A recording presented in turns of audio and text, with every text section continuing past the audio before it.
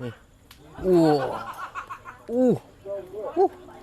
Aku dah jumpa satu pot ayam gepuk paling murah sekali dalam Malaysia, dalam Selangor. Korang dapat nasi, dapat ayam, dapat telur mata. Paling special sekali paru goreng crispy. Dapat juga kobis goreng RM15 je dekat section 7. Jom. Assalamualaikum kak. Betul ke ni ada ayam gepuk RM15? Ya, ada. Boleh. Boleh. Dapat apa kak? Okey, ni biasalah kita ada ayam kan. Awak Dapat tengok ayam kan? Besar juga kan? Betul. Okey kak, dapat apa lagi? Lepas tu ni telur mata. Oh, RM15 dapat telur mata. Telur. Okey, yang ni je lah. Oh, ada lagi. Apa lagi tu? Kobis goreng ni. Kubis goreng pun dapat? RM15? RM15 kita bagi semua. Bagi semua. Okey, yang ni je lah. Lepas tu sambal. Ada lagi satu yang paling special sebelum Paling special? orang selalu bagi paru dengan bagi pedal dengan hati kan? Pedal dengan hati. Kita bagi paru crispy. Paru crispy kan? Ni first time saya jumpa kak paru crispy Ya, awak kena try. Inilah special ayam gepuk Gojira. Gojira dapat paru crispy. Ya. Jarang saya jumpa kak. Okey, lepas tu dapat apa lagi kak? Banyak sangat ni. Okey, kita letaklah macam biasa. Sekarang ni kita dah ada ni semua. Lepas tu sambal dia. Ni sambal dia? Sambal dia. Sambal kita ni. Okey. Pedas kak? Ini memang pedas tak boleh bincang lah. Alamak. Awak kena ni. Lepas tu kita bagilah.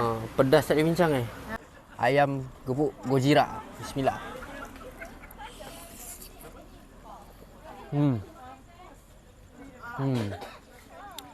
Ayamnya very juicy.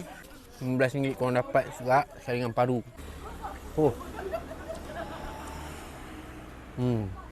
Ini satu penemuan baru tau. Paru goreng kena duk makan dengan ayam gepuk.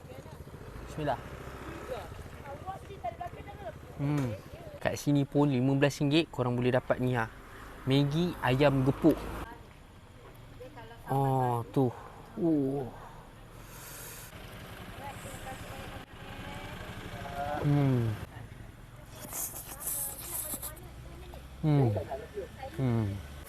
Ni dia ada macam-macam air. Murah gila weh. Ni dia punya coklat RM6. Air kat tepi dia pun RM7. Yang premium punya RM9, tak sampai RM10 pun. Kalau korang tengok tempat dia memang best. Ni kalau korang nak lepak malam-malam dengan kawan-kawan, ini memang pot paling best lah. Sini korang boleh beli ayam gepuk. Kat sini pun ada juga dia punya kuih-kuih untuk bulan puasa. Ni ada bubur-bubur sikit. Ada buah Melaka, puding karamel juga. Ni kalau korang tengok tempat dia memang best. Dia ada lampu-lampu betul-betul tepi jalan je. Tapi korang boleh vibe gila kat sini.